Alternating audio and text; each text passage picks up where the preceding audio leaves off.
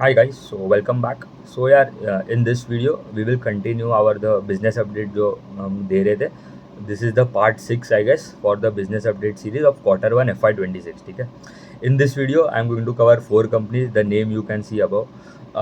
ये जो 4 कंपनी जो है उसमें से one of them is the banking company है एंड जो 3 है वो रियल एस्टेट सेक्टर को बिलोंग करता है. तो we will start off from the one company that is of the banking space, that is आप देखो कोटक बैंक. अभी कोटक बैंक का आप देखो एयूएम का जो है, एयूएम का साइज़ इज़ अराउंड 4,50,000 करोड़ के आसपास का एयूएम का साइज़ हो गया है एंड वो ग्रो कर रहा है कितना, उनका एडवांसेस का ग्रोथ आया अराउंड 14%. तो सिस्टम का क्रेडिट ग्रोथ जो होता है दैट इज़ ऑल्सो अराउंड 13-14%, 12-13% के आसपास का ग्रोथ है and they are growing around 14%. And ये पहले they use to grow around आप देखो 20% के आसपास ग्रो कर रहा था. अभी वो ग्रोथ कम होकर 14% के आसपास आ गया है. तो ये लार्ज बैंक्स में यही प्रॉब्लम है कि पूरे सबका ग्रोथ कम हो गया है. ठीक है. तो आईसीआईसीआई का ही मतलब अगर देखूँ लास्ट क्वार्टर में दे ग्रू अराउंड, आईसीआईसीआई ग्रू अराउंड 16% के आसपास, 15-16% का, विच इज़ द हाईएस्ट अगर देखो बड़े बैंक्स में. एचडीएफसी, कोटक, आईसीआईसीआई, ये 3 में से आईसीआईसीआई का सबसे ज़्यादा था ग्रोथ. एचडीएफसी का भी मतलब आप देखो इतना बड़ा साइज़ हो गया क्योंकि वो मर्जर जो हुआ इसलिए उनका पूरा एयूएम का साइज़ बढ़ गया, तो बेस बड़ा हो गया. तो उनका क्या बोल सकते हैं, the growth is slowing down क्योंकि वो अभी उनको क्रेडिट डिपॉजिट रेशियो भी जो मेंटेन करना पड़ता है, इसलिए वो एडवांस इसका ग्रोथ कम हो रहा है. तो मतलब हमें तो मेन ग्रोथ ही देखना है. कोई भी जितना मतलब एयूएम का growth is the one of the best metric, क्योंकि सबका एसेट क्वालिटी तो सिमिलर ही है बड़े बैंक से. तो एडवांसेस का ग्रोथ आया 14%, डिपॉजिट्स में ग्रोथ आया अराउंड 15% के आसपास. कासा रेशो कितना था, 39% था. Last quarter last year Y 40% के आसपास, तो सिमिलर ही था. तो ये हो गया कोटक बैंक एंड इनका वैल्यूएशन भी आप लोग को around 3 time price to book में. मतलब मेरे को अगर 14% ग्रोथ मिल रहा है तो भाई मैं इंटरेस्टेड नहीं हूँ. There are various other opportunities available. आप देखो छोटे एमएसएमई लेंडर्स में ऑफकोर्स रिस्क इज हायर. मतलब वी हैव मार्केट में तो आए आए क्योंकि भाई रिस्क ज़्यादा, रिस्क लेने आए. ठीक है. मतलब मेजर रिस्क भी नहीं है. अच्छा अगर क्वालिटी आप देखो जिसका अच्छे क्वालिटी लेंडर्स है, हाउसिंग फाइनेंस कंपनी में there are few pockets of opportunity. आप देखो होम फर्स्ट हो गया, इंडिया शेल्टर हो गया, ये सब जो कंपनी है 35% कंसिस्टेंटली ग्रो कर रहे हैं. 3.5 टाइम्स का वैल्यूशन क्योंकि ग्रोथ ज़्यादा है. एंड आप देखो एनबीएफसी स्पेस में भी, in the MSME space, MSME lending वाले स्पेस में एसबीएफसी फाइनेंस हो गया, दे आर ग्रोइंग अराउंड 28-30%. वो भी अभी थोड़ा मतलब एक्सपेंसिव हो गया. केपरी ग्लोबल हो गया, they are also growing around आप देखो guidance is around 30% but they are growing 45% के आसपास. वो भी around 3 times price to book पे अवेलेबल है. मतलब there are few pockets of opportunity. NBFC space में ज़्यादा है और अभी तो मतलब रेट कट्स हो रहे हैं तो that will benefit the more. अभी जो मतलब कॉस्ट ऑफ बोरिंग नीचे जाएगा तो उनको मतलब आपका क्या बोल सकते हैं, बोरोइंग रेट कम होगा तो मतलब मार्जिन में इंप्रूवमेंट आ सकता है. अभी we will move on to the real estate space. The first company that I will talk about is Prestige. ठीक है, प्रेस्टीज एस्टेट्स. अभी ये जो कंपनी है they first started off from Bangalore side से. ये तो अपडेट सीरीज है तो मतलब मैं ज़्यादा डिटेल में नहीं जाऊँगा. I have covered already. आप देखो रियल एस्टेट सेक्टर के मतलब I have covered almost 9-10 company, मैंने 8-9 कंपनी तो कवर कर ली है. तो वहाँ पे I have talked about the key matrix भी देखना है. यहाँ पे भी मतलब शॉर्ट में बता देता हूँ. तो मेन जो मेट्रिक्स होते हैं यहाँ पे हम पीएनएल स्टेटमेंट नहीं देखते क्योंकि वो लैगिंग इंडिकेटर है, पीछे के नंबर्स बताता है. क्योंकि जो प्रोजेक्ट बनता है as according to the standards, accounting standards, जो कंपनीज है वो रेवेन्यू रिकग्नाइज कर सकते हैं जब सर्टेन अमाउंट ऑफ प्रोजेक्ट या पूरा प्रोजेक्ट खत्म हो जाए तभी रेवेन्यू रिकग्नाइज होता है. तो मतलब अगर आप देखो प्रोजेक्ट बनाने में मतलब कितना 2-3 साल तो आराम से लग ही जाता है कोई भी रियल एस्टेट प्रोजेक्ट में मिनिमम. तो वो पीछे के नंबर्स बताते हैं. तो बेसिकली वो हमें देखना नहीं है उतना. हमें देखना है मेन प्री सेल्स का growth. Basically pre sales tells की भाई कितने नए बुकिंग्स आए, new sales, new bookings from the customers. इनका इनका देखो ना, एक्चुअली इन्होंने जो गाइडेंस दिया था FY25 में वो मीट नहीं हुआ क्योंकि थोड़ा अप्रूवल्स में डिले हो गए थे. तो इनका ये टाइम तो मतलब बहुत ही बढ़िया नंबर है. प्री सेल्स का ग्रोथ था अराउंड 300%. ठीक है. मतलब इनका they clocked around 12,000 crore of pre sales. ठीक है. दे उन्होंने गाइडेंस दिया कि भाई ये पूरे साल में हम 25,000 करोड़ के आसपास, 25 to 27,000 कर लेंगे इन प्री सेल्स.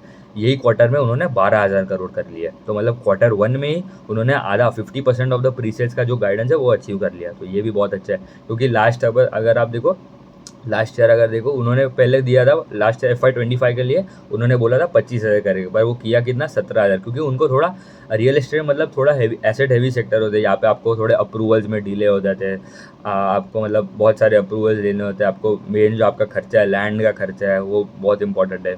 फिर यहाँ पे हम दूसरा जो metric that we look at is the collections, ठीक है, मतलब अगर कैश इन्फ्लोज कितने आ रहे हैं कंपनी को, मतलब अगर घर तो ले रहे बुकिंग्स तो हो रहे बट पार्टली पेमेंट्स भी तो आने चाहिए फ्रॉम द कस्टमर, राइट। तो इट टेल्स कि भाई कलेक्शंस कितने आ रहे हैं, तो कलेक्शंस में भी ग्रोथ अच्छा था, अराउंड 55% का ग्रोथ था।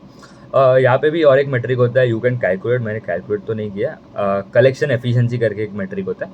तो इट टेल्स कि भाई रिलेशन बिटवीन आप कितना बुकिंग बता रहे हो और कितना आपको कलेक्शन आ रहा है, ठीक है। तो collection overall collection divided by the overall bookings for that quarter, collection efficiency बोलता है, जितना ज़्यादा उतना बेटर।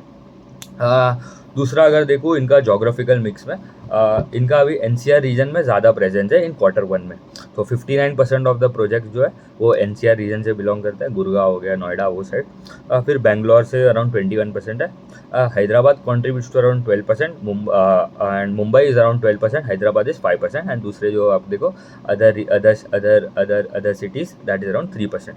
इनका गाइडेंस क्या था, 25,000 25 to 27,000 करोड़ के आसपास का प्री सेल्स, तो मतलब that comes to a growth of around 48 to 50%, मतलब इट इज़ सबसे हाईएस्ट ग्रोथ का गाइडेंस इन्होंने दिया है फॉर FY 26 के लिए, सबसे हाईएस्ट ग्रोथ का गाइडेंस इनका है। अब देखो सनटेक रियल्टी ने गाइडेंस दिया अराउंड 30%, कीस्टोन रियल्टर्स जो रुस्तम जी ग्रुप है उन्होंने बोला अराउंड 33%, फिर शोभा लिमिटेड, हम we will discuss that also, उन्होंने भी बोला अराउंड 30-35% के आसपास का ग्रोथ आ जाएगा।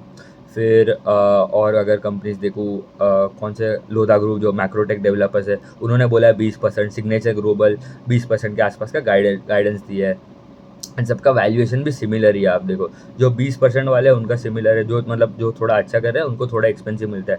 तो प्रेस्टीज का यहाँ पे अगर हम वैल्यूएशन भी अगर देखें ना, तो we look at the market cap by pre sales जो नंबर है, ठीक है। तो इनका सबसे पहले तो और एक जो होता है वो देखना है उनका एन्यूटी वाला पोर्टफोलियो।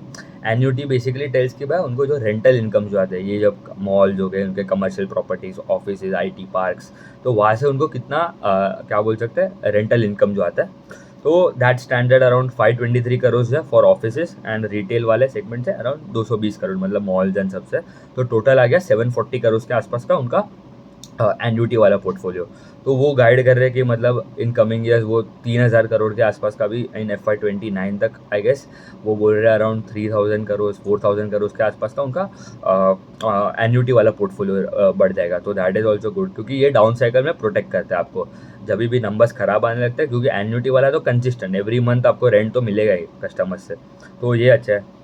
एंड उन्होंने ये टाइम मतलब जो लॉन्च किया था, वो प्रेस्टीज सिटी करके जो प्रोजेक्ट था इन आप देखो गुड़गांव में लॉन्च किया था, तो वहाँ पे उन्होंने बोला कि उनका 80% ऑफ द इन्वेंट्री सोल्ड हो गया एट लॉन्च, मतलब आप देख रहे हो इतना स्ट्रॉन्ग डिमांड है अभी भी कि भाई अराउंड 80% प्रोजेक्ट उनका at the time of launch ही मतलब खत्म हुआ, मतलब सोल्ड आउट हो गया। तो ये भी बहुत अच्छा है कि भाई अभी भी मतलब इतना, अगर पहले भी 17,000 करोड़ के आसपास का प्री सेल्स किया, एंड अभी भी दे आर गाइडिंग की 25,000 करोड़ के आसपास हो जाएगा इन FY 26। तो मतलब ये जो साइकिल होता है आप देखो रियल एस्टेट वाला, वो यूजुअली आप देखो 8-10 साल तो चलता ही है, एंड ये स्टार्ट हुआ है अराउंड अच्छा खासा ग्रोथ जब से चालू है, दैट इज़ अराउंड आप देखो मिड 2023 के 2023 से स्टार्ट हुआ है, मतलब we are still in a middle of a bull run, मतलब अभी भी 2-3 साल ही हुए हैं, एंड अभी भी there is still a long way to go for this companies. The second आप देखो थर्ड कंपनी जो है दैट इज आप देखो शोभा लिमिटेड। अभी ये जो कंपनी है इनका भी गाइडेंस है टू ग्रो बाय अराउंड आप देखो 30-35% फॉर FY 26, बट ये टाइम उनका ग्रोथ कितना है 11% के आसपास का ग्रोथ है। तो ठीक है, मतलब यहाँ पे एक्चुअली कैसा होता है इन रियल एस्टेट कंपनीज में, एक बार ग्रोथ आता है फिर there is a dull period, like आप देखो 2-3-4-5 महीना थोड़ा कंसोलिडेशन होता है, एंड फिर से देर is a boom in the numbers आप देखो। तो यहाँ पे इनका ग्रोथ था 11%। तो उन्होंने एक प्रोजेक्ट लॉन्च किया था शोभा औरम करके ग्रेटर नोएडा में, तो पहला प्रोजेक्ट था उनका नोएडा में, एंड मरीना वन करके भी एक प्रोजेक्ट था, ये 13 स्टेट्स में present, well diversified portfolio across all the states, across all cities, आप देखो गुड़गांव, मुंबई, बैंगलोर वो साइड में ज़्यादा प्रेजेंस है, नोएडा में भी मतलब अभी उन्होंने लॉन्च किया है। तो शोभा का भी मतलब उनका I think they clocked around FY25 में दे क्लॉक्ड अराउंड 6200 करोड़ के आसपास का प्री सेल्स। वो बोल रहा था ऑप्टिमिस्टिक अगर बोलूँ तो देवर टारगेटिंग कि भाई 10,000 करोड़ भी हो सकता है अगर हम मतलब सब डिलेज में अप्रूवल मतलब मेन प्रॉब्लम तो इनका अप्रूवल में आता है। आपको अगर आप फॉरेस्ट रीजन में खोल रहे हो कोई एरिया एनिमल जहाँ पे मतलब रेस्ट्रिक्टेड थोड़ा एरिया में तो वहाँ पे थोड़ा डिले हो जाता है। आप देखो अजमेरा रियल्टी को भी वही प्रॉब्लम हुआ था। उनका भी गाइडेंस स्ट्रॉन्ग है फॉर FY26, ठीक है। एंड आप देखो the third company fourth company the last company that is आप देखो मैक्रोटेक डेवलपर्स जो लोधा ग्रुप है, ठीक है। तो मुंबई में लोधा ग्रुप का आप देखो पलावा में जो मतलब उनका जो टाउनशिप बना है क्या मतलब बहुत बढ़िया प्रोजेक्ट बना है, बहुत बड़ा प्रोजेक्ट है, एकर्स ऑफ लैंड पे बना है, बहुत एकर्स है। एंड यहाँ पे अभी देखो लोधा ग्रुप का प्री सेल्स का गाइडेंस थोड़ा कम है बट उनको वैल्यूएशन ज़्यादा मिलता है क्योंकि उनका लैंड बैंक बहुत ज़्यादा है, ठीक है। अराउंड उनका 4500 करोड़ का एकर्स का लैंड बैंक है। एंड वो एक एकड़ का मतलब I think value is around 20 crore के आसपास। तो मतलब 90,000 करोड़ का तो उनका सीधा मतलब वैल्यू हो जाएगा बैरन लैंड खाली। मतलब वो अगर पूरा बिक जाए तो भी 90,000 करोड़ उनको मिल जाएगा। कुछ बनाया नहीं, बैरन लैंड के वैल्यू उनका 90,000 करोड़। मतलब ये बहुत ही उनका वैल्यूएशन भी अब देखो मार्केट कैप में प्रीसेस थोड़ा महंगा रहता है फॉर मैक्रोटेक डेवलपर्स। इनका ग्रोथ कितना है 10% के आसपास का प्रीसेस का ग्रोथ था। And collection grow around 7%। इनका एक अच्छा था कि उन्होंने गाइडेंस तो दिया है 20% growth in pre sales. And उनका एक और एक मेट्रिक आप देखो एक होता है आपका बिजनेस डेवलपमेंट मतलब कितना नए प्रोजेक्ट के ऐड करने वाला है इन दिस क्वार्टर। लॉन्च नहीं, प्रोजेक्ट एडिशन बिजनेस डेवलपमेंट अलग होता है एंड प्रोजेक्ट आप देखो नए लॉन्चेस अलग होते हैं। न्यू लॉन्चेस बेसिकली अगर जब प्रोजेक्ट लॉन्च होता है that is available for the customers to buy out, ठीक है। मतलब कस्टमर्स के लिए सेल के लिए रखे है। बट ये जो प्रोजेक्ट जो ऐड करने वाला मतलब वहाँ पे काम करना चालू हुआ है तो उनका गाइडेंस था कि भाई उनका जो नए प्रोजेक्ट जो वो लॉन्च क्या बोल सकते हैं बिजनेस डेवलपमेंट का देवर टारगेटिंग अराउंड 25,000 करोड़ के आसपास का नया बिजनेस डेवलपमेंट ऐड करेंगे। जिसका GDV is basically gross development value equals 25,000 crore. तो वो बोल रहे हैं कि उन्होंने Q1 में ही 5 प्रोजेक्ट लॉन्च किए across MMR region, Mumbai metropolitan region, Pune, Bangalore, जिसका जीडीवी अराउंड 22,700 करोड़ के आसपास है, ठीक है। तो मतलब 25,000 करोड़ का गाइडेंस दिया फॉर FY26। उसमें से 22,700 they have already achieved in Q1, मतलब 90% प्लस तो वो अचीव ही हो गया। तो ये भी अच्छा है। एंड यहाँ पे हम लेवरेज भी देखते हैं, ठीक है। डेट टू इक्विटी जितना कम होता है दैट इज़ बेटर। इनका अभी currently net debt to equity around 0.2-0.3 के आसपास है। उनका गाइडेंस कितना है, it would be less than 0.5। तो टिपिकली अगर देखो 1 से नीचे रहता है तो दैट इज़ गुड।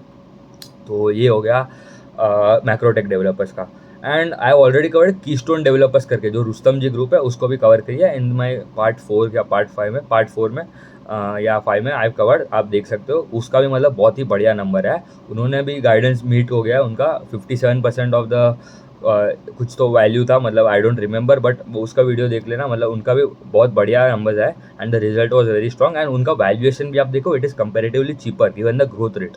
33% का गाइडेंस है।